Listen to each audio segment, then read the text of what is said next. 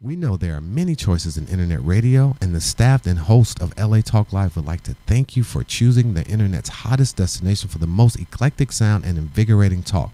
This is LA Talk Live. We are more than just talk.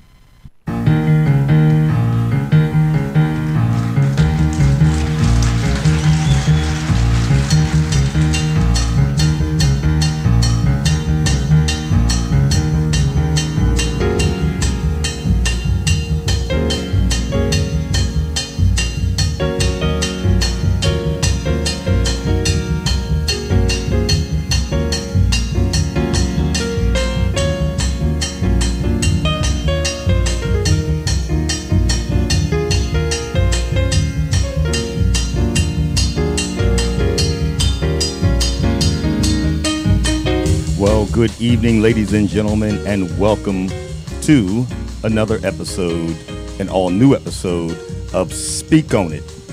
This is our all-new show here on LA Talk Live, where we say it, own it, and believe it. And we have an incredible topic to talk to you about tonight, a very surprising one. You'll want to stay tuned. Tonight's episode is sponsored by I Choose Life. I Choose Life Health and Wellness Center. And to that effect, I'd like to welcome to the microphone tonight my esteemed colleague, Mr. Tony Wayford. Hey, what's up, brother? I think you know. We've got one hell of a ride awaiting you tonight, ladies and gentlemen. Tonight, our topic on Speak On It is straight talk, swinging, wife swapping, and finger popping in a world of HIV. And our guests tonight are Robert and Valerie. I think they're a couple. And also the very lovely Tamika has joined us here in the studios tonight. Hey, I know you're out there shopping, but that doesn't mean you can't tune in. So here's how. Download the app for TuneIn Radio, and you can check us out. There's an app for Live 365, Radio Flag, AHA Radio, or you can just go to latalklive.com and watch and listen.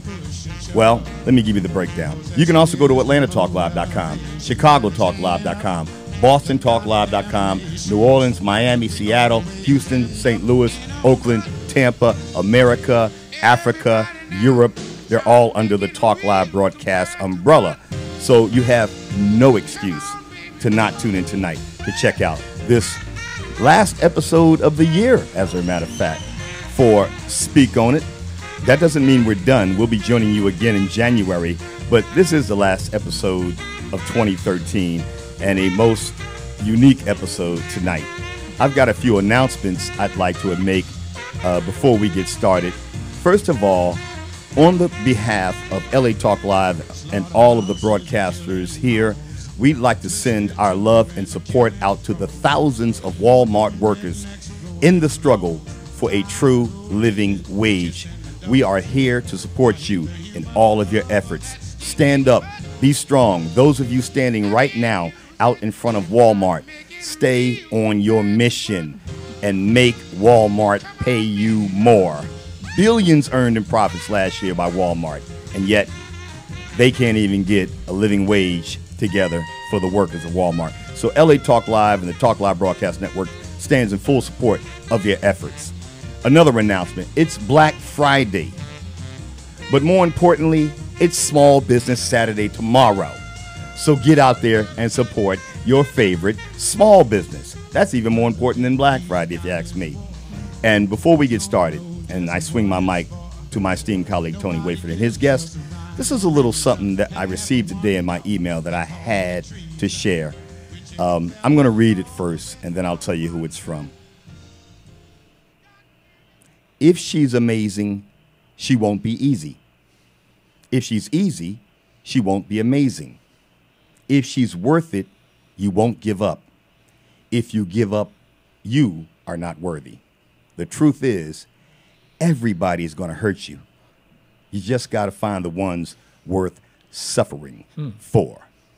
The words of the immortal Robert Nesta Marley, a.k.a. Bob Marley.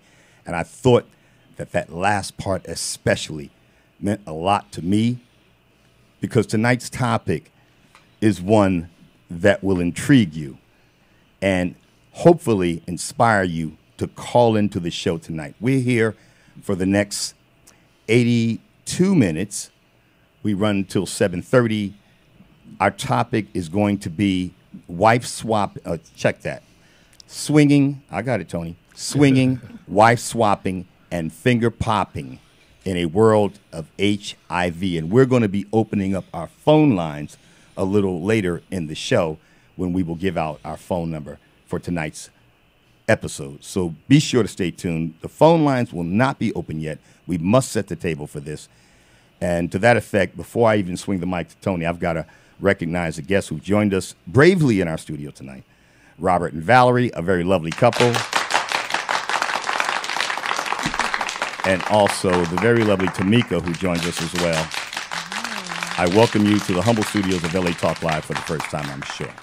And now, Tony, my esteemed colleague, Hey. how are you doing this week? Brother, if I was any better, be wrong. First, before we start anything, Richard, I think it's important that Say the prayer. that we thank you.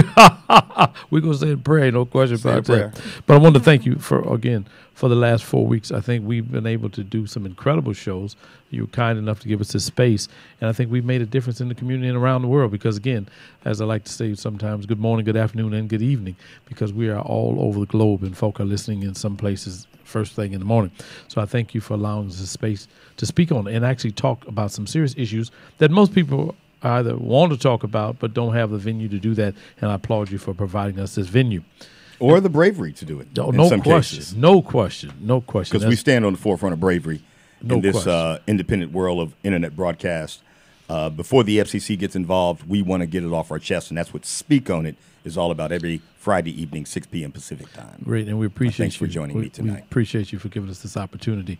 And as always, I'd like to start off by saying welcome. You found your family in a peaceful place, and we wish for you all blessings without number and all good things without end. And as an African people, as our beginning was once great and good, so shall our development throughout eternity be if we dare speak truth, do justice, and stand and walk in the way of rightness. And that's what we're going to do today, speak truth and walk in the way of rightness. Well, you've got quite the topic for tonight, swinging, wife swapping, finger popping in a world of HIV. I now surrender the mic to you. Why don't you set the table and tell our listeners and viewers what this show is going to be about tonight? Well, tonight we're going to talk about, first I want to applaud both Val, Robert, and Tamika for actually coming and spending this time with us because we're going to talk about grown folk issues. We're going to talk about what's going on in the real world, what most folks, a lot of folk are doing, want to do, and talking about doing, but don't have the courage to step up to the mic and actually talk about it. And I applaud you guys for coming. And for those that actually think you just listening in to hear dirty conversation, you got the wrong channel.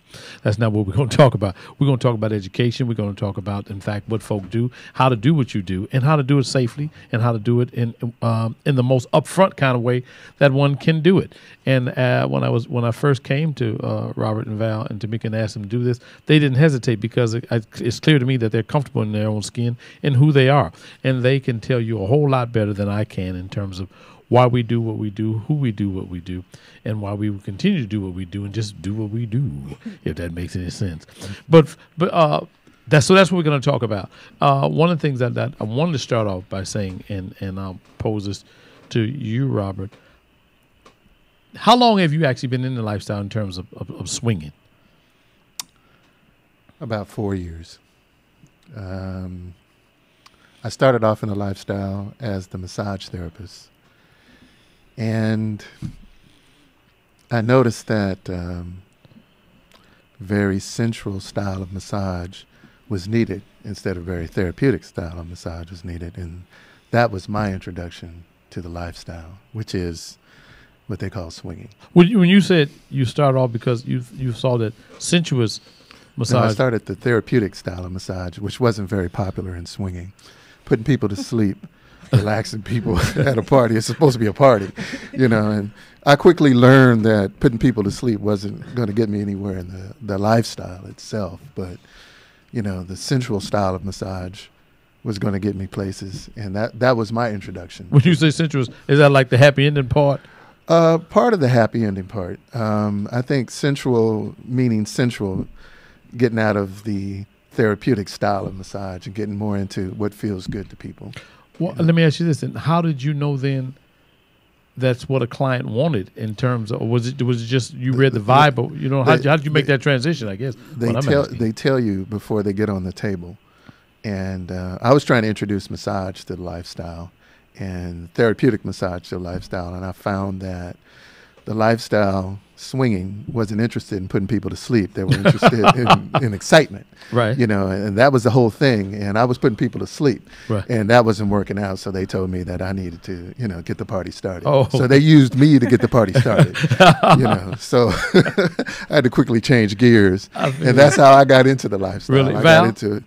And, you know, it just started for me. And it was a lot of fun. Oh, really? You know, it was a lot of fun. I can imagine. The happy endings didn't really cut. The happiness was when the women got on the table, and they were able to relax and they were able to be themselves.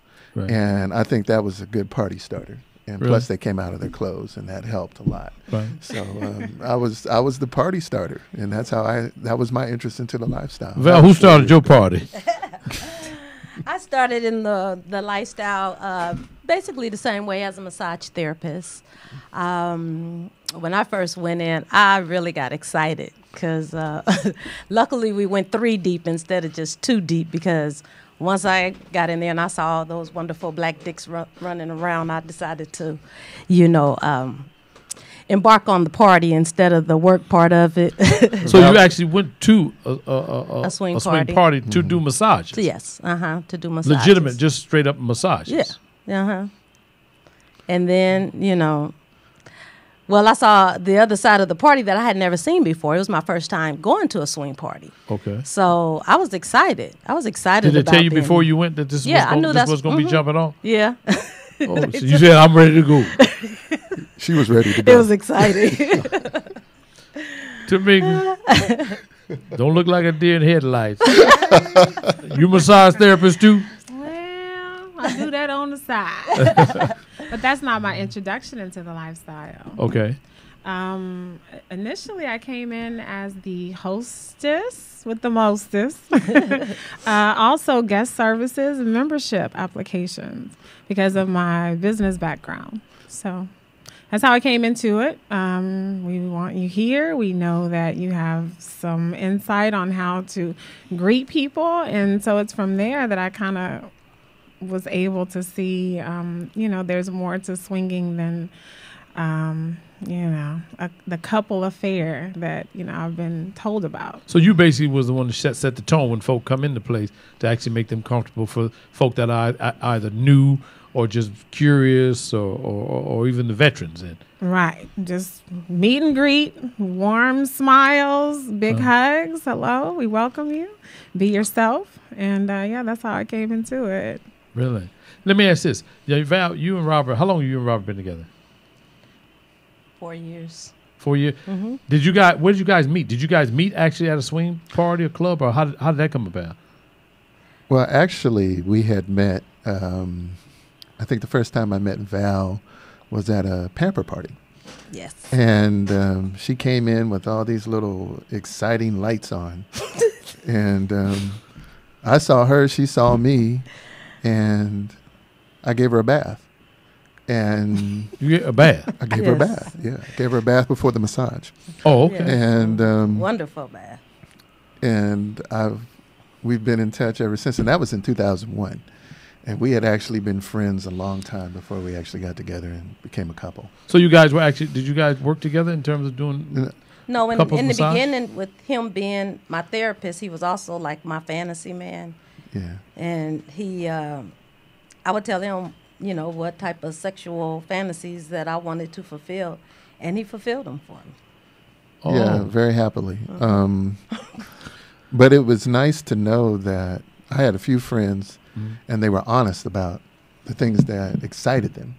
And I was able to put people together with other people together. And a lot of people want to fulfill fantasies, and a lot of people have fantasies. And Valerie had a lot of fantasies, unfortunately. So you had a lot of work ahead of you. I had a lot of work ahead of me, you know. She kept me busy. But we've had an ongoing friendship since 2001, and we met up again 4 years ago. I was taking my mother out to the theater to see a movie, and she was going out with her father to a movie, and that's how we met again. Oh, really? Yeah, we met at the theater at the same time, and she said with a big, pretty smile, "Robert Lee." I was like, "Wow, look who it is," you know. And so we've never left each other's side since, you know. And she is my greatest asset. I love it. Let me ask you this: has the lifestyle? How has it affected? Has it improved? Does it ever cause problems in the relationship? How does that work? No, the lifestyle it has actually enhanced our relationship because we get to go out and really turn the party out. When we leave the house, we go with a mission. Right. Yeah, our mission is to take them down. You know, we... and I have to elaborate what it means taking them down. Yeah, please do. Yeah. You know, Because you scared me. Taking them down isn't necessarily in its context meaning taking them down. You know, when you go out as a couple, I think that you need to represent the best of your abilities.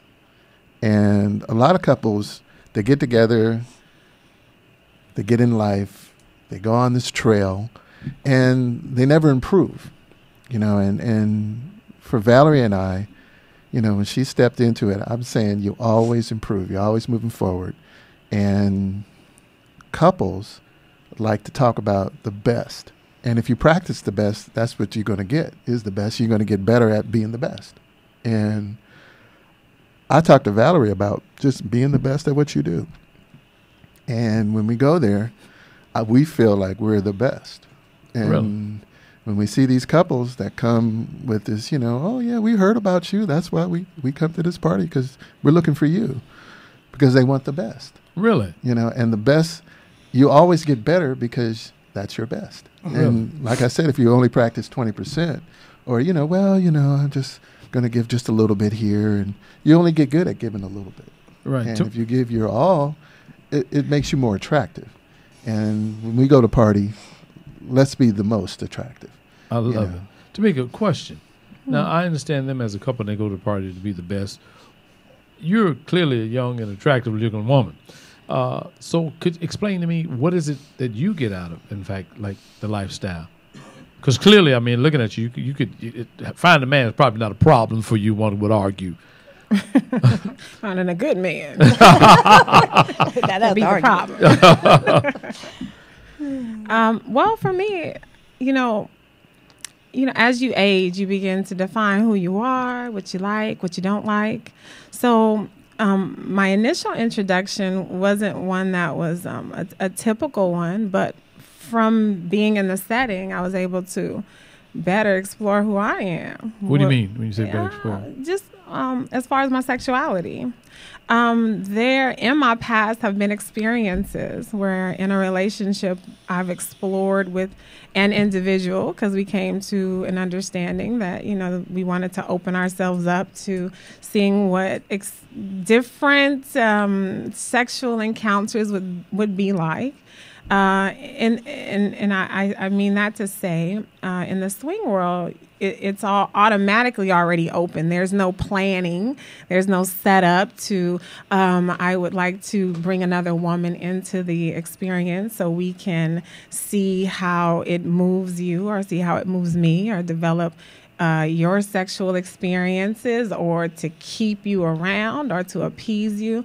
It was a platform where I was able to go in and see couples that are in healthy relationships explore who they are sexually. So for me, it became a situation where because I had an affinity towards women and wanting to understand that dynamic of who I am, it was a setting that allowed me to be more comfortable in asking the questions or seeing into what it really means or and knowing that to approach a woman would be received because my affinity was towards experiencing another woman. Okay, so let me just ask you the thing. So would you say then, are you bisexual? Are you gay? Are you lesbian? Or which one is it? And that's one question. The other question would be, do you feel that lifestyle just offered you an opportunity to explore in terms of bisexuality, in terms of your being engaged and involved with a woman without necessarily jumping all the way into it. You know what I mean? Or committing to being a lesbian. You know what I'm saying? If that makes any sense to you? Well, I know my future is in a heterosexual relationship. Okay, that's where we're going. But my curiosities are very bisexual. Okay. For me, I don't know about everyone else, but relationships are really complicated and complex. And so because I'm an emotional being, a sensual being, I've always and have had an affinity towards women. Okay. In this setting, it allowed me to see how I could, I don't know, bring fulfillment to someone else that was like me, or how I could encounter someone that was like me being a female. So because I've had questions about who I am as far as wanting to deal with a woman, me experiencing a woman was based on me wanting to give myself what I would like to receive. So does that make sense? Yeah, it sounds like a field trip. You want to go over here and see if, in fact, you know all the things that you like as a woman, and you would like to do that to a woman to see if she could respond the way you would respond if a man had the knowledge of what you like. Right. Okay. All right, so I got to jump in now because it's very important for the neophytes like myself and the uninitiated listeners and viewers out there. Maybe we should step back a few paces and define what is meant by tonight's topic and also by the terminology swinging and wife swapping. I'll leave the finger popping part off because we all know what that is. I'll play a little Marvin Gaye to get us in the mood for that. Let's define swinging and wife swapping. What does that truly mean? I can answer Other that. than the obvious now. I can answer that question. Very good. I knew you could. Swinging has been around for literally thousands of years. And the desire for a couple, which could be a married couple or it could be just a regular couple, to explore things that they think about, things that they want to do, but don't have an avenue or a place or a time or a grouping or a gathering to not have that experience. And swinging basically started just in the household with the couple. Before they leave wherever they need to go to swing, they have to have the mindset that they have good conversation, they understand where they're going, and they understand what they want. And that has to be on the couple. Some couples are not ready for full swinging. It may take you 3 or 4 trips before you even decide to have sex. Mm-hmm. And so swinging is not just an area where people come together and just have sex. Swinging is an area where people come together to meet couples, to see if any connection is there, see if any lights turn on, anything get exciting or anything. Or you might go to a swinging area and not even swing. You might just go to a swinging to just meet people that are like-minded. So swinging, by definition, is a broad definition. And it comes with a level of communication with your mate, comes with a level of communication as far as where we're going, what we're going to do, and what we accept, so that when we come home, we still have our happy relationship. And sometimes it may take 4 or 5 trips. Sometimes you may get in on the first trip. So swinging, by definition, is not what people think, like going to a place to have sex. Swinging is basically going to a place to meet other people that you might want to have sex with and you might not want to have sex with. You might go there and get completely turned off, or it might not be your thing, or you might not have effectively communicated what you really wanted to begin with as a couple. Now, Have you seen? hold on. I said in the onset of my questions, referring to the title, is there a specific reference to the term my co-host Tony put on it, finger popping? Is that some code? No, that's not a code. I wouldn't say that. That's just I would say part of the party, I guess. No, with finger popping, there's also music. Okay, So yeah, they it's do just part of the party. Yeah, they party also at the swing party. Average age of swingers, does anybody know? I couldn't say there's How an about average in the age of black swinging. community? I would say What do you sing at the parties and at the swing around events? from 30 and up. 30 and up. Okay. Tony. Oh, I was getting so caught up in it. Wow. Okay. No, but what I was going to say is you brought up an interesting point. That a lot of times folk go and they don't necessarily want to do anything. No. So what I guess what I was going to ask you, there are a number of couples and individuals, like I'm sure you've probably been to places, Tamika, and you didn't partake in anything. Are there couples that actually just want to go and check it out for the most part and will not, like never go back? It's your comfort level. Okay. You know, basically, it's the quality of the relationship that you have. Mm-hmm. And you may go and have expectations, and you might not connect with anybody there. Mm-hmm. So it's not about the sex; it's about connecting. And any type you have, any relationship that you have to understand who your partner is. And if you're going to have sex with somebody, you might be attracted to them, but they might not be attracted to you. And that attraction, feeling out process is part of swinging. Right. That's how you get it started. And so you would have your meet and greets, or you would come to your party, and you would get a chance where there's no sexual pressure. You know, there's no pressure. You can just sit down, you can talk, you can feel that, okay, this person is nice, I like their vibe. And that's what swinging, that's how it starts.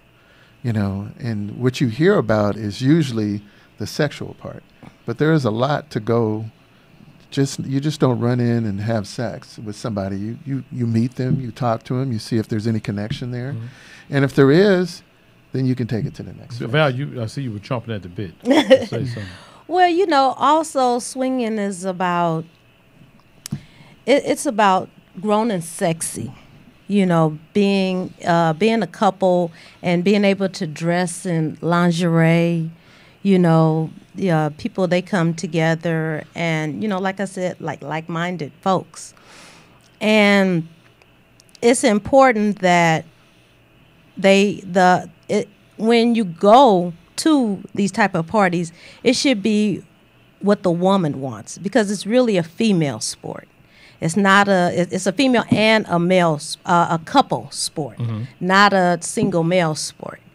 And I say that because even though men, they like the idea of a threesome, it's really according to the woman's comfort level of how you guys partake in either soft swap or full swap when you go to a party. Define soft swap and full swap. Soft swapping is more or less maybe kissing, touching. It could be oral sex, but maybe no penetration. And full swap would be full couples swapping, you know, and then a lot of times the females in the lifestyle are considered unicorns.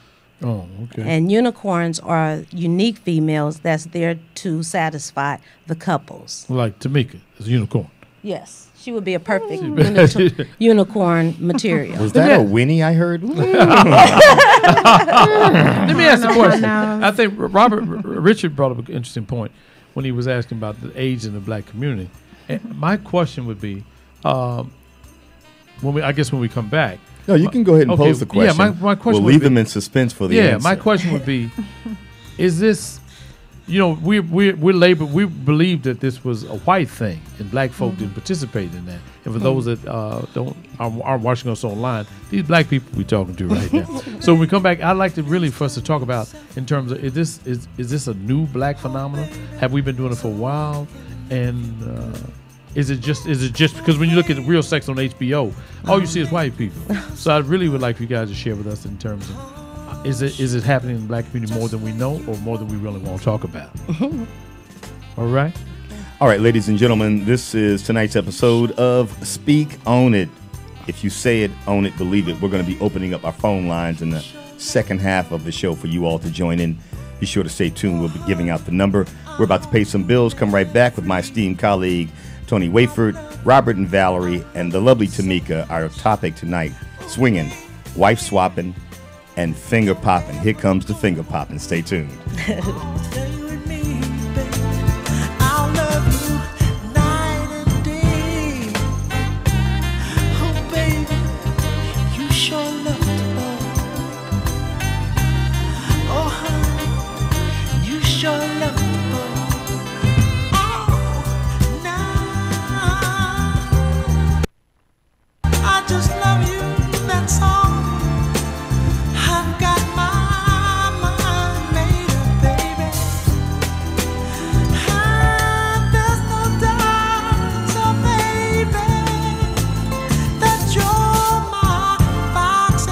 We know there are many choices in internet radio, and the staff and host of LA Talk Live would like to thank you for choosing the internet's hottest destination for the most eclectic sound and invigorating talk.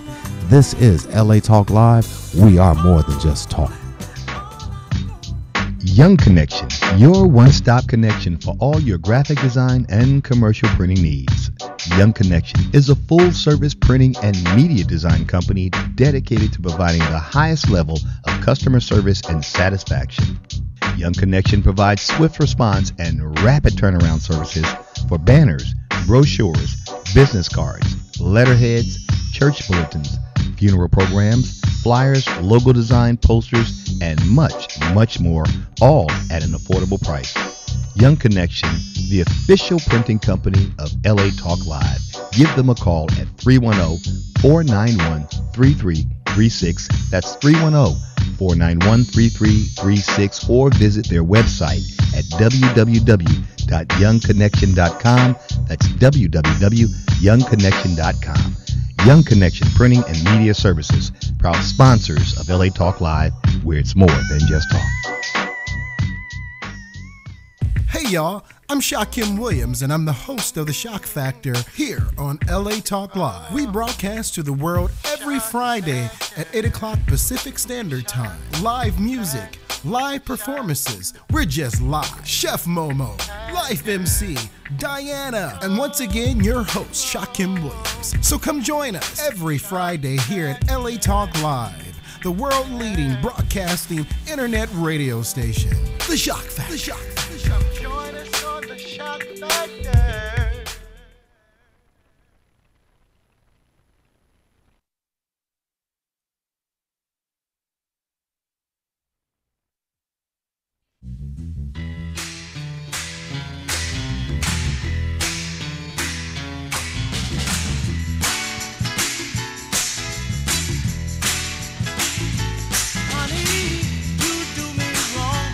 Welcome back, ladies and gentlemen, to this evening's episode of Speak On It. Our topic tonight, presented by, well, let's see, I Choose Life. That is Tony Wayford's organization, I Choose Life Health and Wellness Centers. We're going to find out where they're located momentarily.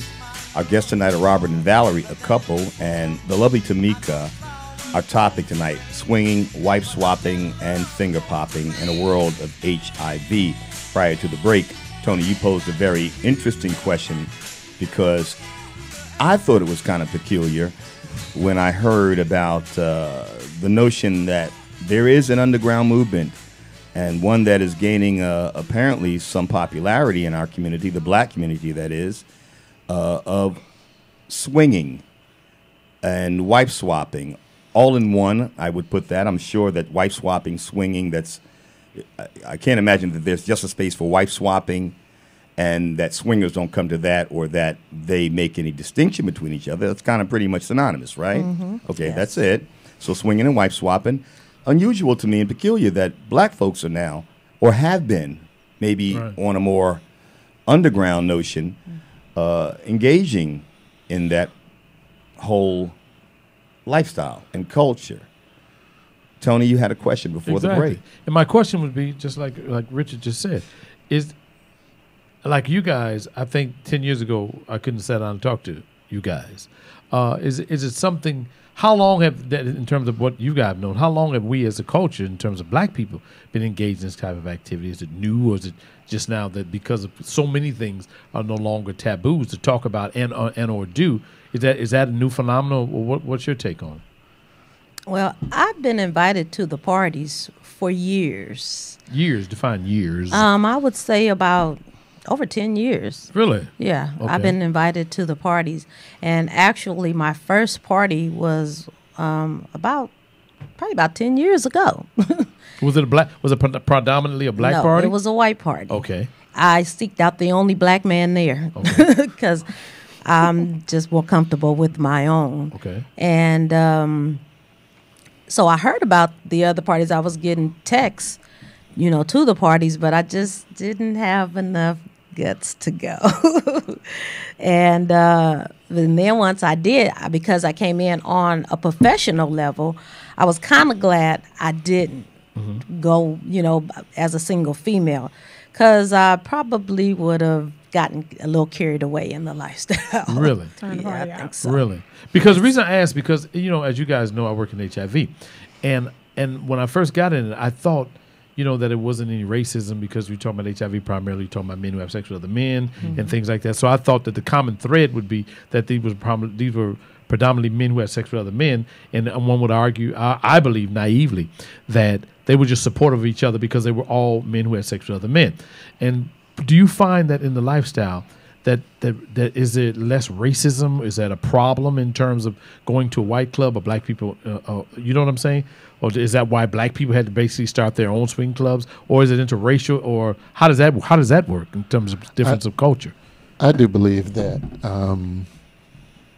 it did start back in the 70s.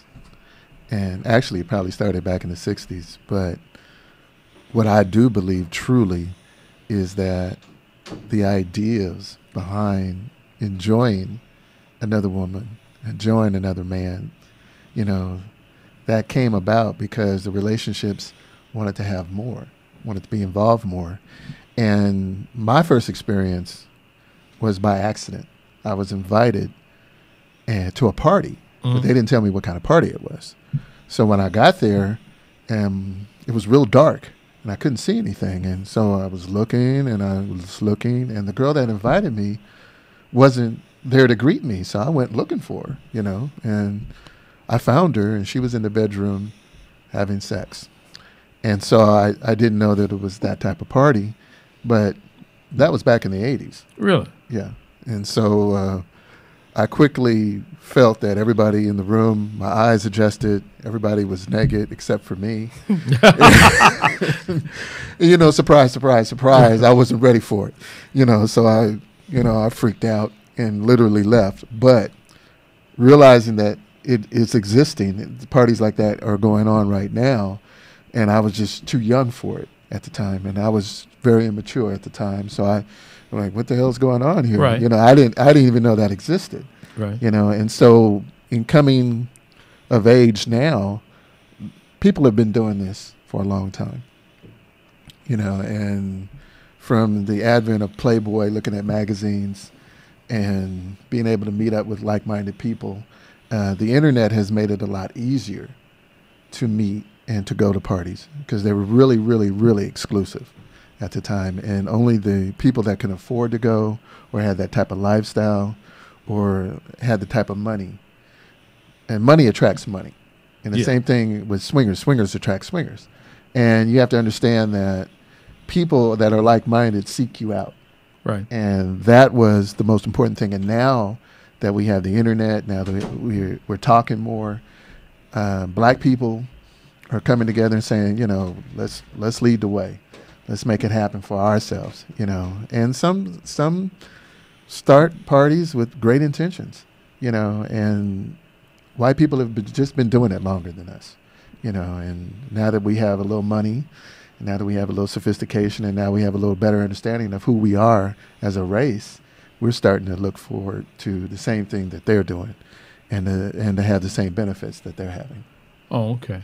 Go ahead, Timmy. The way I see it, being an African American woman, it's difficult enough for me to get my own man, let alone be going somewhere where I'm sharing him and having him exposed to this, that, and the other. But nevertheless, I don't know. I think back to tribal times. I know that's kind of stretching it, but there's been many occurrences where the women have been together amongst each other. The men have been away tribally, providing for, the seed, the wife, and, all you had there was another woman. And, so I'm sure it's not a far stretch. Even dealing with the whole idea of bisexuality is something that's more accepted amongst women than it is men. Once we realize that a man has bisexual tendencies, we automatically categorize him as homosexual. Whereas with the woman, it's something that's received on a different level because I think instinctually, with us knowing that we have biological clocks ticking, we know we want a heterosexual experience. But we want to feel like we can be open to explore ourselves fully, which is where, my stimulation on dealing with women comes from. I love a man. I love that when it's time to be filled, I can be filled, but I do want that soft, tender touch. I would like the emotionalism of a woman. I would like the tenderness of a woman, something that may not always come through in dealing with a man, because you just don't know me like that. Right. What leads into my next question then. It's clear that Tamika, being with another woman in an environment, is acceptable behavior. Is the same thing applicable in terms of two men, for instance, being drawn to one another in a swinging atmosphere? Is that acceptable behavior as well? Not in the black community. I haven't seen it go down, but I know from real sex that it does go down in some of the white parties, but not in. I haven't seen it go down in the blacks. Robert? I'm pretty sure that it's out there. I haven't been exposed to it, but there's so many gay black men that probably having parties and probably not calling it swinging, but I'm sure that the parties do exist, and the parties that I've experienced have only been heterosexual, but I'm pretty sure And that bisexual women. what I'm talking about, bisexual, heterosexual, bisexual women. Let me clear that. But I'm sure that it does go on because gay men need entertainment just like anybody else. But that's not an acceptable behavior amongst the swing parties that you guys attend or host or whatever. Right. We're not there yet. Well, understanding about the gay men part, gay men are not invited ever. And so that means I can clear that up where when they do show up, Yeah, they are escorted that was going out. to be my next question. Yeah, when they do show up, and because there's no place for them. There's nobody interested in you. There's no gay behavior there at all. And it's not that we don't like you. It's just that You're the at the party wrong party. isn't for you. Heterosexual. You have certain men thinking. that don't want gay men to even be there at the party. And there's nothing wrong with gay men. I have nothing against gay men at all. You just asked me a question about what goes on at the party. Right, exactly. And when you have a gay man that steps into that, he knows that he's not welcome there. And he's intruding. And when you intrude, you need to be escorted out because there's nothing there for you. And I can understand how he feels, the party's a party, but that's not what goes down in the lifestyle as far as that's concerned. So, oh, really? yeah, that's not what goes down in the lifestyle that I've been exposed to. And I'm pretty sure that they do have parties where bisexual men are welcome, Right. or gay men are welcome, but not what I've experienced. Which leads me into my next question, which is why I called it swinging, wife swapping, finger popping in the world of HIV. What do you guys do? How do you protect yourself? Because, again, I think that's of paramount importance. If, in fact, you're there and people are having sex, oral sex, anal, whatever it is, in fact, they're doing, what precautionary measures do you guys take to know who you're with, or what's going on, to make sure you don't contract an STI or anything like that? What happens in that regard? Well, condoms aren't an option. There's always condoms in the rooms, and we always use protection. Condoms are everywhere. Yeah.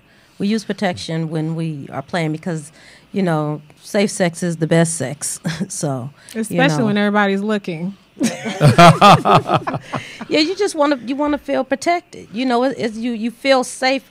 It's in say for instance, you may have a couple of partners in one night. You want to make sure that you're protecting yourself from the next person as well, Right. and they're protecting you also. Is there a conversation that's had prior to, like, for instance, when you guys, if you're going to have a party, host a party, or go to a party, is there any conversation that happens prior to lay down the guidelines? Because most people, when they think of that, they think of just Sodom and Gomorrah, if you will. Right. They think of just people everywhere screwing all over the place without conscience. Mm-hmm. And so what I'm asking is, is there some order, some structure, some rules that's like either printed on somewhere, handed to you when you come in? How do you know how to govern yourself in that environment? I think that's very important. There's that I, there's the I. Basically, and we all want to feel like in our relationship we're prized by our partner, enough so that I'm going to protect my relationship. So since we're dealing with something that kind of crosses boundaries, we do want to make sure that each person understands that, we're not walking away with a physical condition. We're walking away hopefully feeling more fulfilled, closer as a couple. So especially when you have other people watching, we become more conscientious of something we know that we should be doing. Whereas maybe in a private setting, that may not necessarily be the case. So in this environment, I find that people are a lot more aware that we're watching. And since we're constantly programmed to understand that we should protect ourselves, we really want to uphold that letter of the law, if you will. Right. So I find that it's a lot more of a safe environment than behind closed doors where it's just you and one other person. So that reminds me of something, because a lot of times when I talk to people about HIV, and they talk about how in relationships where you progress and after you get to know each other, after a while the condom that you used to wear you leave on the nightstand.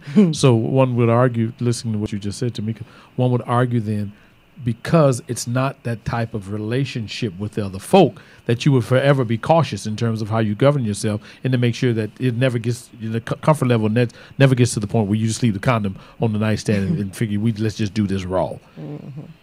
Well, I can say this, as far as the parties are concerned, condoms are usually mandatory. I think it's a relationship choice, the two people that are together. I do believe that you should get tested, regardless of how long you've been together. You should, if you're out there and if you're not using a condom, you should always be tested, and you should have the kind of respect for that relationship that you have to make sure that you are tested. And if you're not using a condom, you leave it on a nightstand, you ought to know that you are taking a risk every time you do have a sexual encounter, that you could be bringing something home that could be really serious to the woman that you love. And so people don't respect that until they get the disease, and that's unfortunate. But to prevent yourself from getting the disease or to enhance your relationship, you should be tested, and you should be confident enough to know that what you're doing out there is not going to be detrimental to your relationship here at home. So if you're out there messing around, you should be using a condom, because where's that person been? You know where your woman's been. And if your woman's messing around, definitely she should be tested, right? Because things fester, things don't show up, right? You should be tested all the time. Well, would you argue then that the level of honesty among folk in the lifestyle, sounds like what you're saying in actuality, that the level of honesty is a little bit higher in the lifestyle than it would be in supposedly quote unquote monogamous relationships, because everybody's clear in terms of what we're doing and what we like to do. Right. Communication is definitely key. You have to have a good communication between the two of you as a couple, because number one, this is a lifestyle that you're embarking upon. So, and you have to have your household rules, before you step into the party scene, So, yeah, as far as protecting each other, it is important, before they embark upon the lifestyle. And you should know that no means no in the lifestyle. So a lot of times I have seen guys running around looking for condoms. And if you come to a gunfight, don't bring a knife. No. Be prepared. Right. Be responsible. And you should have higher quality condoms. And I always recommend guys to bring a pack. You might not use the whole pack, but at least you buy something quality to protect yourself. Don't just leave it to the woman to provide a condom for you. Protect yourself. Get something that you're used to, you're comfortable with, that's of high quality, so you're not spreading any disease around. Or you're comfortable to know that when you get back home, you guys can have sex the way you like to have sex, or whatever you guys agreed upon, and you're not sharing any diseases. Has the lifestyle in terms of your relationship, has it done any harm, any damage to the relationship in any sort of way, or has it helped in any sort of way? And if so, how? Don't look at me. Don't look at me. Hey, It has. Go ahead. go ahead. Okay, I'm gonna go ahead and answer that. It has enhanced our relationship because it got us to talk more. And when you talk more, you have honest conversation. And I think when you first get together, you're on this high, you're at Disneyland, and you're living fantasy land, and you think everything is supposed to be a certain way. And when you talk, you find out what your mate likes, what her fantasies are, what she doesn't like about you, and it improves. It improves conversation, honest conversation improves your relationship, because there are things as men that we think about, that we think that women think about, and we get verification that maybe it's not so. Maybe your woman wants to experience this, or maybe your woman wants to experience that. You know, one of the things the lifestyle made us is a little bit more saying exactly the things we want. You know, because I think when you go out there and you think, well, this is a general idea of what she meant by that, that kind of conversation doesn't fly. Okay, well, I thought you meant this way. It makes your communication, it makes you closer to your lady, because now you know what she likes. You may not like to hear that about your woman. Your woman may have fantasies like, well, you know, that's nice, dear, but that's not going to happen today. Right. You know, but at least you know that fantasy is there. Right. You know, and at least you can talk about it, and she has equal power. You know, she can say, well, you know, I want to have 2 or 3 women. And, well, honey, that's not going to happen either. You know, and you guys both look at each other like, okay, well, we need to talk about this a little bit more. And it makes her fantasies come to light. Mm-hmm. And a lot of times we as men, we don't know what women like. Women say what we want to hear, but that's not necessarily the truth. Mm-hmm. The truth of the matter is, sometimes when that comes out, you know, we look at you a real freak. Well, you're a freak too. You've been a freak a long time. You know, let's talk about this. You know, you're the one talking about 2 women. I want 2 men. You know, and you're like, well, it's going to be kind of hard seeing you with two men. Right. You know, but that's part of what it is. It's part of the lifestyle. That's what women like and desire. You know, you might hear fantasies about other women, and when that actually happens, you might be excited. But then that woman is better than you. And you're like, well, wait, what's going on here? Right. You didn't say that when we make love. You don't be talking like that when you make love. Right. You know, and you talking different tongues. What's happening here? You know, I'm not comfortable with this. Right. You know, but at least you know that the experience is there, and that's good for you. Because when you get home, you're going to talk about it. And sometimes we've seen that they didn't wait to get home to talk about it. Right. They talked about it right in the middle of the sexual experience. And we had to pull the guy off. Well, wait, slow down, man. She's trying to, you know, no, she needs to go. We need to go now. Oh, really? You know, and they fear goes into that play. And that playtime, you know, another woman or another man might satisfy your woman better than you. And that fear, and that we've seen that happen a lot, you know, and so they need to talk about that right away. You know, forget the end of the sexual, forget the climax. No, something's happening right now. Right. We need to deal with this right now, you know, and we've had to, couples just don't do their homework. Right. You know, they don't have that talk. They just assume that everything's going to be this way, real smooth. And when a lot of people that are in the lifestyle are very good at what they do. And I have to admit that sometimes we've seen relationships break up right then and there. And then some men have an understanding where, you know, well, that person's real good. Maybe I can learn something. You know? Which brings me around to Tamika, because Tamika was talking earlier about how she, I think you said, how you look and you want to please a woman in the way that you know you like to be pleased. And it's almost like a field trip for you in terms of being able to do the things that you want done for yourself, to do it with someone else. Because I remember we were talking earlier, and you were saying how sometimes it's also in situation, if it may not work out like you like it, then you can step back and let the man finish filling in the blanks, right? Right, absolutely. I'm not a lesbian woman, so I've never experienced a woman in her entirety, dealing with her on a day in and day out basis. But sexually, because I haven't, I guess I would say past tense now, because I did not quite know what a woman wanted completely, or knowing myself that even though I would love to experience a woman and be touched by a woman and felt by a woman, I may want to receive that ultimate satisfaction from a man. So that's why I say, it's a very heterosexual experience for me. But, as it pertains to the sensualness, I experienced that through a woman.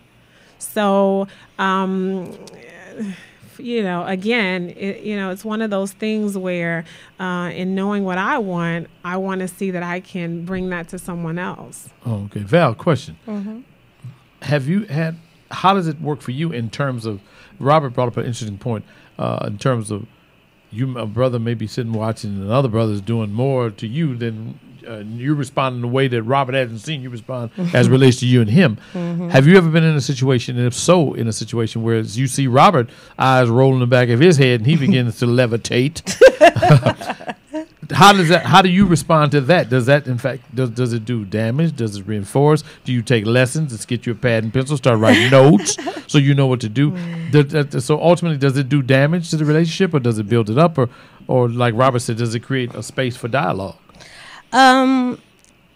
It creates a space for dialogue afterwards, because I do like to talk about the sessions that we've had and we've encountered, just to keep the hotness going, But as far as him with another female, no, I actually enjoy watching him with another female. Robert is really good at what he does when he plays with women. He's a squirt master. A squirt master. What's that? He likes to make women squirt. And Okay. I approve of him doing it, and it's something that we both enjoy together. It's a little game we play on the table. It's a little tap out session we do as the happy ending is, beginning. Right.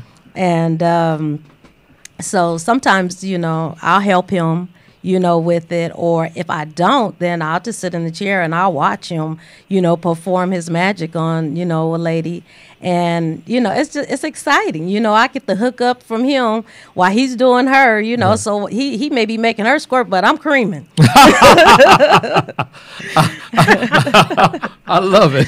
So she's squirting, you creaming. I'm creaming. When I go to the bathroom, I'm really extra moist. I love it. And it has not, and thus far has not caused any problem in your relationship. It hasn't caused any problems, but when you're starting something new, you have to work out the kinks. I call them commercial breaks, where we've had, he may have caught me doing something that was inappropriate, and I learned from that experience. I learned that we had to do things as a couple, not as an individual. So I learned early in the game that I can't be ducking off into rooms while we're working. Really? We need to, we have to do things together as a couple. And even when guys approach me and they want, to, play with me, I let them know that, where's your woman? So we can do this as a team. Well, as you can tell, we're going to take another break. But one of the things I want you to think about before we come back, I think is real important. Have you and how do you deal with the fact that I'm sure there's some wink and slip you your number and things like that? How do you deal with that? And does it ever become a problem? And how you deal with that? I think that's real important that we need to talk about. Oh, I have that a lot. Oh, really? I'm sure Squirt Master probably has that too. I'm sure. Often himself. He's not going to say Well, anything. I can say this, that Hold it till we come back. until we come back. Yeah. Richard Richard. talk, ladies and gentlemen, swinging, wife swapping, finger popping in a world of HIV. Here tonight on Speak On It with yours truly, Richard Karr, my co-host, Tony Wayford, Robert and Valerie, and the lovely Tamika. We'll be back after these important commercial messages. Do not go away. You look like you're just bored to death, and you want to get away. You want to get away from this noisy crowd. Let's go where it's nice and quiet, where there's nobody else around. Let's sit by a cozy lit fire, and we can be each other's company. Now how does that sound to you? You see, 'cause it sounds so good, it sounds so good to me. Come on and go with me. Would you do that, baby? Come on over to my place. Would you do that, baby? Reality radio, handcrafted for your listening pleasure. You're tuned in to LA Talk Live, where we're more than just talk. Come on over to my place.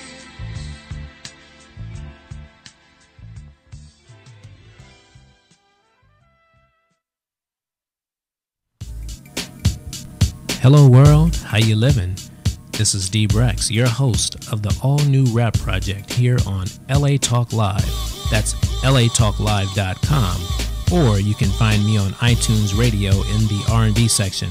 That's the rap project every Wednesday at 7 p.m. Pacific Standard Time. That's Wednesdays at 7 p.m. West Coast time, so don't be late. On the Rap Project, I will be playing the very best of rap and hip-hop that goes beyond the ordinary.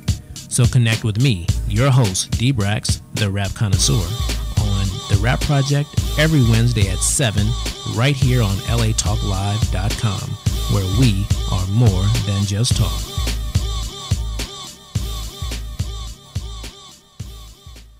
Hey y'all, I'm Shaquem Williams and I'm the host of The Shock Factor here on LA Talk Live. We broadcast to the world every Friday at 8 o'clock Pacific Standard Time. Live music, live performances, we're just live. Chef Momo, Life MC, Diana, and once again your host Shaquem Williams. So come join us every Friday here at LA Talk Live, the world-leading broadcasting internet radio station. The Shock Factor. The Shock Factor. Come join us on the Shock Factor.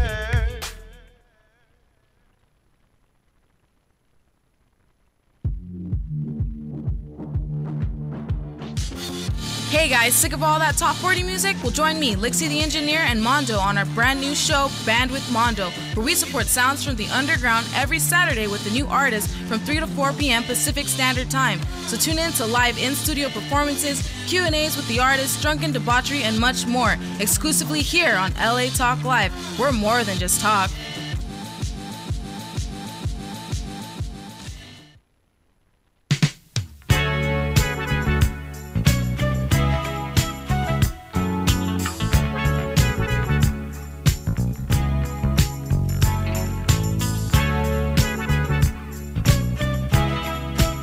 Welcome back, ladies and gentlemen, to tonight's episode of Speak On It. Straight talk tonight for show. Swinging, a wife swapping, and finger popping in a world of HIV. I gotta wonder, after listening to some of the dialogue, how much more fun this is for women than it is for men. Boy, it's been quite interesting to listen in on tonight's show. And if you're tuned in, be sure to tell your friends to tune in. You don't have to be in front of your computer anymore. You can pick us up on Ustream. Get that Ustream app downloaded to your phone. You can watch and listen, but don't do it while you're driving. If you're driving from store to store, get that TuneIn app. Get that Live 365 app, Radio Flag, AHA Radio. If you're in your brand new Porsche, Tesla, Subaru, you can listen to us right in Dash through the TuneIn network. LA Talk Live, the Talk Live Broadcast Network, the leader in internet broadcasting. We are everywhere you need to be. In the background, the sounds of Ray Parker Jr. A woman needs love. So, do women have more fun at these particular events? I gotta ask that question. Good question. Yes, women have a lot of fun, especially once they get Stay on in this that table. microphone, yeah. Because, well, just having massages at the parties, it gives a woman the avenue to loosen up. And, once she gets that massage, she's loose, So then, once she wants to go ahead and get the happy ending, wow, she's ready to take off after that, if there's any legs left. Now, I've heard of happy endings in men situations with massage. I don't even want to know tonight, at least. Yes, you do. Yes, you do. What a happy ending Yes, for a you do. woman might be. But I do want to know this because I think this is very important. And I want to get back to this discussion because I thought, and I do still, in fact, believe in one of the most important messages, the takeaway from this show tonight is how to protect oneself Definitely. in that type of environment. But how does it work out if someone pleases you more than your man at home does, and your man at home is stubborn about listening to what you really want, or maybe he's just outrightly offended by what he witnessed with you and someone else, or maybe another woman for that matter, you and another woman, that would be you, Valerie. I'm not saying that's what you're doing, but how do you? I'm doing it. Okay. When you go home, well, let's say that woman is better than your man, or a man and a woman as a couple are better than you and him together. That's multiple questions. I know, but the one I want to get down to is, how do you protect the sanctity of your love and your relationship if someone happens to please one of you more than the other? Number one, that there can be a situation where I can't get pleased, tremendously by someone else. The key to that is not to do too much boasting and bragging. If someone is good and they turn you out, okay, keep that on the low. But what's to keep you from going back? Say that again. What's to keep you from leaving? From your current situation and going with that person who pleases you more? Oh, with well, whom you find a because greater my sexual relationship was strong, even to be able to embark upon, being able to play with someone else. What they're offering me is just a feeling. What he's offering me is security. So what I'm sharing with someone else is very minute to what I'm getting from him. So if I walk up in there with my big dick and my big wallet, I can't take you from him? No, that's good. You got a big wallet and a big dick, but that's it. Turn off the lights. We about to find out.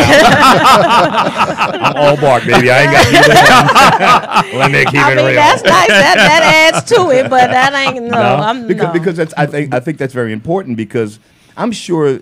I think what this lifestyle represents is what we secretly do anyway.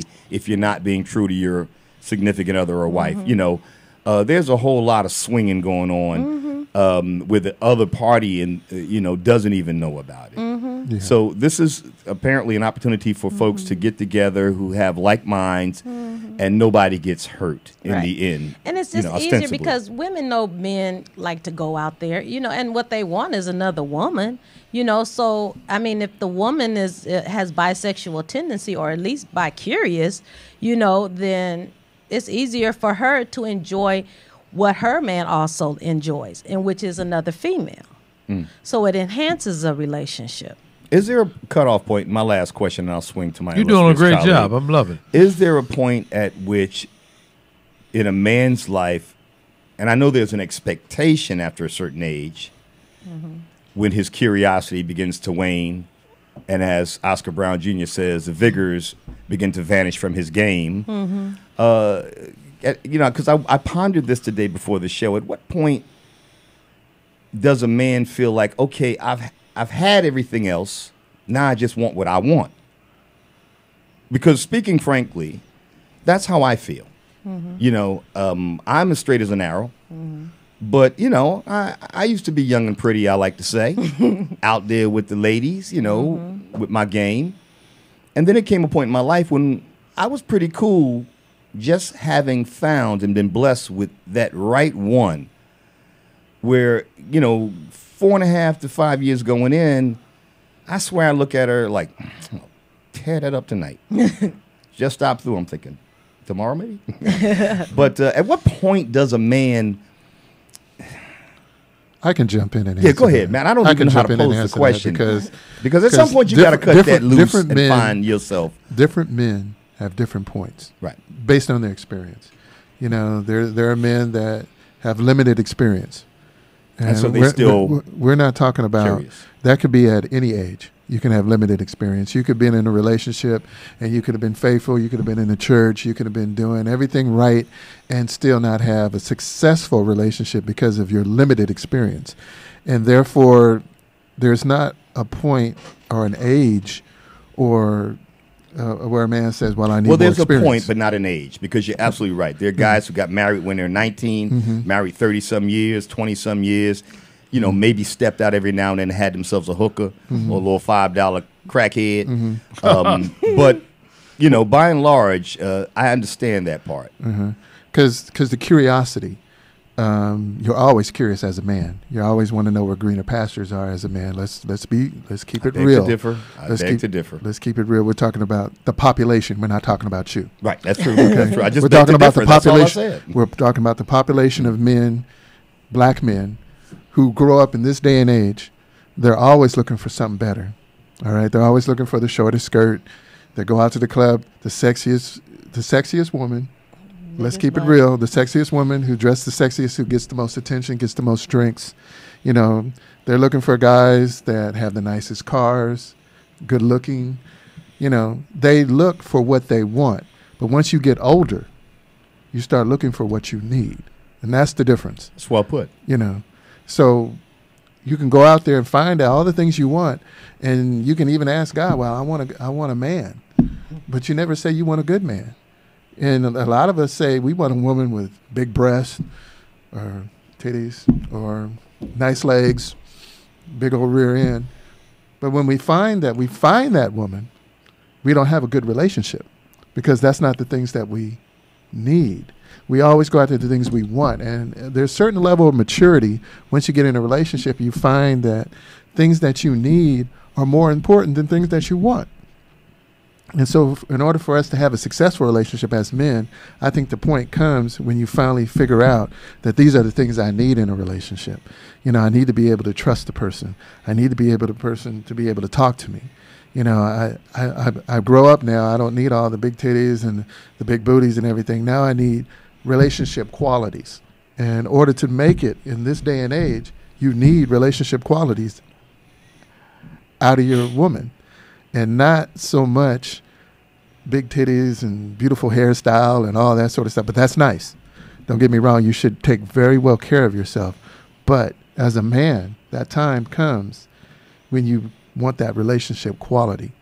And that's what I'm referring to. I know we got to get back to the topic of, you know, how to be safe in a world of HIV. I want to defer to Tony in the final minutes of the show.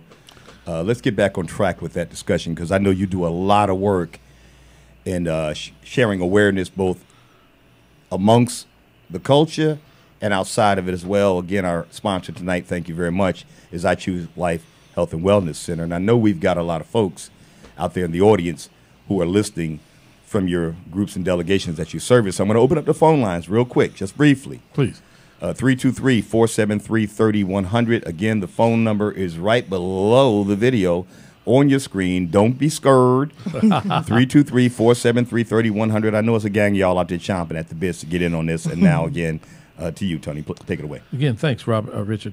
I think one question I think I have to ask is, as I'm sure a lot of people are thinking and want to know, could you argue that has anything happened in your past that would actually drive you to this lifestyle? For instance, were you sexually abused as children? Because a lot of times when people are engaged in different activities, especially sexual activities, it's because they have a history of some sort of abuse early on, or they had the improper introduction to sex or something like that. Is that either one of you guys' reality?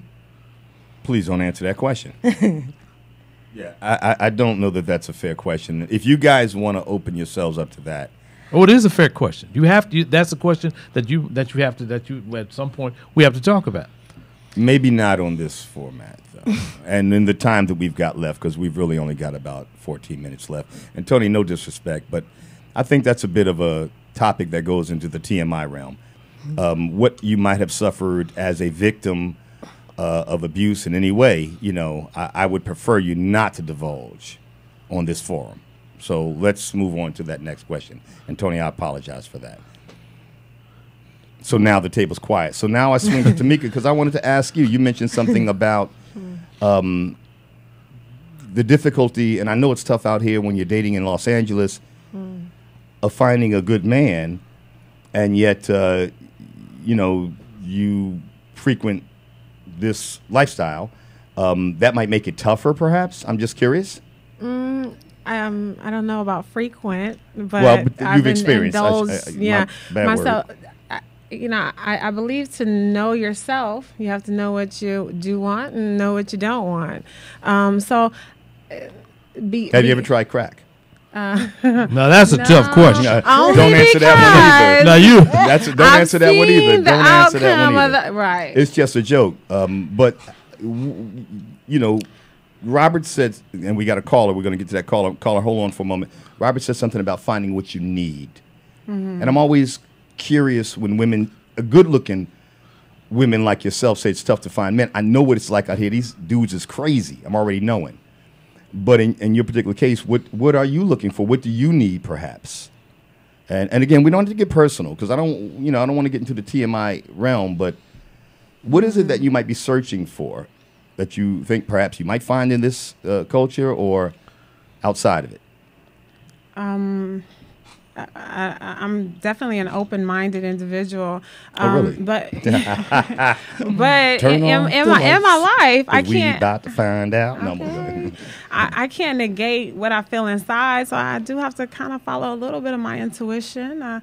Like they said, maybe by curious, if you will, but to see what I'm looking for, you know, I believe that this opens me up to realize that you can have a healthy relationship. When I do experience that, I believe it's out there for me. But until then, you know, as a free individual, I want to explore myself while getting to know others and seeing what works for them and what may or may not work for me. Because like we said, you know, just because you're in a relationship doesn't mean that it's fulfilling, that he's giving you what you need. You know, again, me dealing with a woman is more from an emotional, maybe sensual undertone. Whereas, you know, yeah, of course I can find a man that wants to jump my bones, and that's easy and that's frequent. But, you know, to experience something outside of that, you know, may allow me to experience another side of me, and we all have other sides of us, whether we want to repress it or deal with it on the surface. I'm just audacious enough to say this is what I would like to experience prior to being in a relationship where it may or may not be accepted. You a bad mamma jamma. Right. Sure Back is. to you, Tony. Sure is. That was on point. I love it. I absolutely love it. But I want one first. I think that was important. I need to really applaud you guys because, again, I don't think people really understand in terms of what you guys were saying earlier about protecting yourselves and protecting others. I think, again, we can't emphasize that enough because I think sometimes people think that this is just a free-for-all, everybody just do what they want to do, and that there's no conscience behind what's going on. And I'm going to applaud you guys for that and ask you also, are you guys looking at, in terms of moving forward, putting any other safeguards and or mechanisms in place to continue that? Because HIV is not only the only problem we have to talk. You're looking at gonorrhea, syphilis, chlamydia, and things like that. Have you guys ever considered or thought about like having like someone there to do HIV testing? Because you know they have rapid tests where you can actually test the person, get the results back in like 10 seconds. Have you guys ever thought about anything like that, or would that taint or hurt the environment in any kind of way? No, it wouldn't. Actually, it would enhance the environment tremendously, and there are parties and levels of swinging that require you to have paperwork before you can even walk on the premises. Really? Yeah. So they're there right now. As far as the parties go, they're not there. And they need to be there because people that are irresponsible need to be sought out, exposed, and basically I would feel more comfortable, you know, knowing that everybody there at the party has paperwork, and paperwork meaning that they've been tested and they have the test results with them. Mm-hmm. That's paperwork. That's what I mean by that. Mm-hmm. And the parties are moving towards that, and there are parties that are not moving towards that. So in this day and age, a lot of people we've talked to about it are very comfortable with having their paperwork with them, showing that they've been tested and the date that they've been tested, so that they can join other people that have been tested and that are responsible. Because, in all, honestly, we need to root that out. You know, people that are exposing other people to diseases, they need to be exposed. And more couples are finding that being comfortable is one thing, but taking chances is another, you know. And they're choosing to being comfortable more than taking chances. Right. So I think that's going to be a trend come 2014. Really? That people are going to start making people carry their paperwork with them in order to engage in the parties. And they're already doing it right now. Really? Yeah. Vag facts. I love it. Big facts. I love it. Tamika, what do you think? What's the likelihood of you think? Would you think you could actually find a relationship or that man that you were talking about at a party? Or is that a possibility? I guess I've never looked at it like that, although I hear about a lot of happy connections coming from that environment, because we both know who we are and what we want. We're not faking it, right? Trying to make it, right? So, you know, it's not a setting that I'm going specifically for that outcome. You know, I'm going to, I don't know, be a sensual humanitarian, if you will. Can I say that? Can I say that there are couples that individuals that do meet in the lifestyle and do get married? I have met 3 couples that have gotten married in the lifestyle. Oh, really? Yes, one couple, they're about to celebrate their year anniversary next month. And they were Robert and I was doing a couple massage, and they actually met while Robert was playing with the lady, and because he was doing the wife so well, the guy gave her a look, and she just got up, and they was together from that point on. You're kidding. They got married and everything from that point on, but he first kind of gave the guy instructions on what to do, you know, and how to play with this particular individual. And I guess what Robert taught him, he took it to the next level and married her. So, Robert, what do they call you in the culture? The mechanic? No, this is actually Captain Magnificent. Oh. And he got that name. I didn't notice the cape. Yeah. And he actually got that name by a client in the midst of, she was like, we were in Houston. She's like, Mr. Magnificent. She was like, oh my God. She just went on and on about how good he made her feel. And with me being, you know, his woman, even fiance, I'm not a jealous woman. You know, I knew what Robert did even when I came back to the relationship, and I told him he didn't have to stop anything. You know, I've actually met a girl in the lifestyle that had a husband that was a massage therapist, and she said she quit him because he was doing too many happy endings. And my response to her, well, if he doesn't do happy endings, I'm going to quit him. Okay, because it's more therapeutic than sexual. Right. You know, women need to have a release, just like men need a release. And a lot of women, they don't even know what it is to have an ultimate orgasm. You know, clueless. Yeah, they're clueless. But it's like I said, it's more therapeutic than it is sexual. You know, because a woman needs to release. Sometimes you are so tense at work, tense with your family, your kids, just stressed, you know, and that is actually a really good stress reliever. Because a lot of time women are screaming to the top of their lungs, and that's the only time you can really scream and nobody look at you like you crazy, but you're actually purging, you know, some of that anxiety that's in you. So when someone is in there and they know what they're doing and making you release that ultimate orgasm, then you can't help but to lose your mind. So, I mean, it's exciting to see, you know. I mean, he goes to these parties and he turns them out. I have actually seen women fight over his table. You know, he doesn't even tell you how he puts them in the air and, you know, stretches them. He's really... he's being modest. He's a show. Yeah, he's a sideshow. You know, you don't get nobody better than Captain Magnificent and Honey when it comes to massaging at parties. It's basically just to know sensation over penetration. And you're more of a spiritual being than you are a physical being. So I'm gonna just leave that because Yes. I can go pretty much deep into that, but that's not the topic of the show. But relationships are more than just sexual. So I'm not going to destroy the whole being or organism because I'm not happy with one part of it. So if I can go and have a platform where I can experience something more, maybe he can learn some techniques, maybe I can learn some techniques, maybe we can fill in the gap in the areas that, we don't see eye to eye on or that we're not cohesive on.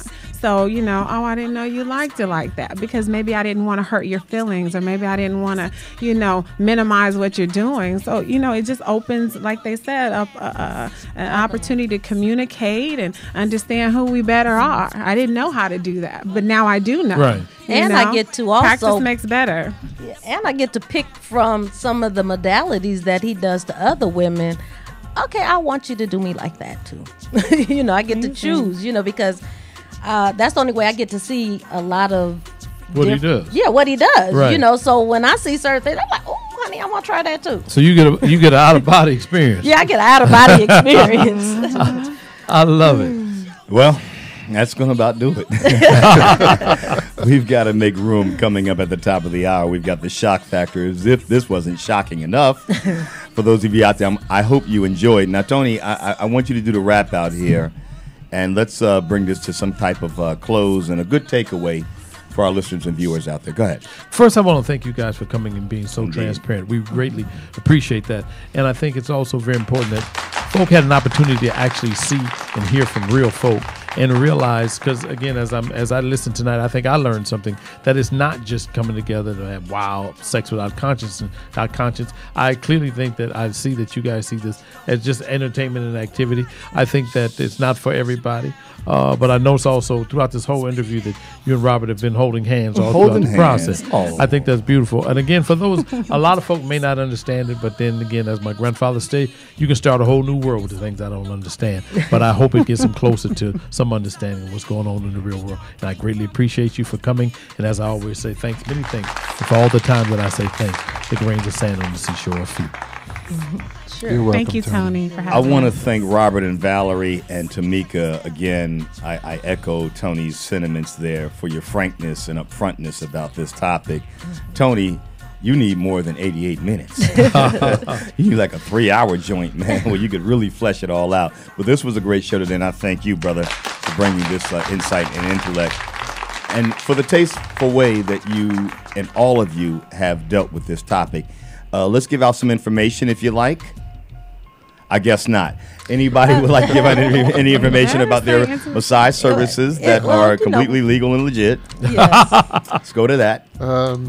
You can reach me at Robert Lee on the Facebook page, and you can type in Cal and reach me at my massage page, and you can type in. What's the Cal difference? Yeah, It's a massage page I wanted you to give out. And I know that you give out both sensual and, Therapeutic massage. Thank you. So we've got some listeners out there who I'm sure would like to avail themselves of your services. So yeah. And any final words? Closing remarks? Bodies like WHOA, WHOA. Thank you very much, Tamika. At Get some. gmail.com. Inbox me, and maybe I can make you better. Body like whoa. Yes. And Stand up and Intimate show 'em what you're talking Connection. about. No, I'm just playing. Intimate Connections, spelled with an N. We have a Facebook page, and you can look forward to the big things coming from Intimate Connections. I love it. Indeed. Any notions in your mind, Robert and Valerie, about maybe starting your own line of sex toys and stuff like that? You ever thought about that? Well, we have a playhouse. Nice. Okay. We have a playhouse where we do entertain swingers and couples. And I do plan on selling sex toys once we get our website up. Be the brand, baby. Be the brand. Oh, yes, definitely. Honey in control. I think a lot of times the mind is the best sex toy, and I think that if you're going to go ahead down that road, seek out material, educational material, credible educational material that can teach you ways of using the toys to the best of their ability. That's I don't want to get long-winded on that, but I think that's something that we need to look forward to. You said the mind is the best sex toy. Is that what they mean by giving head? Ooh. Maybe not. We'll leave that for next week. Any final words, Tony? No, again, thank you guys for Thank you coming, indeed. and Thank we you appreciate indeed. you. And thank you. All right, Give us ladies the and time. gentlemen, we're closing the show for tonight. This is our last episode for this year, but be sure to tune in next year at the same time, 6 p.m. Pacific Standard Time for more Speak On It. I'd like to leave you with one of my favorite sayings. Relish in the gift that you are to God, because he only made one like you. Have a great weekend, everybody. We'll see you next year. Stay tuned. Coming up at the top of the clock, The Shock Factor with Shaquem Williams, Chef Momo, and Ecor the Wolf is in the house as well. Stay tuned. We'll be right back. Love is sweet and so divine, and I can't wait for my love light to shine, to shine. Can anybody tell me where I can find any love that everyone needs a love, no doubt. Any love, hey, everybody feels alone without any love, and I know there's someone waiting for me to enter my life, come into my life. Suddenly out of the clear blue sky, lonely tears start to fill my eyes. I get weak but I refuse to cry. I've got to keep holding on. I've got to be very strong to keep holding on. Everyone needs a love, no doubt. Any love,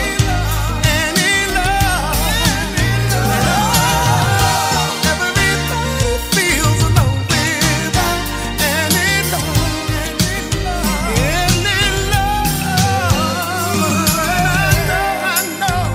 I know. She'll come into my life.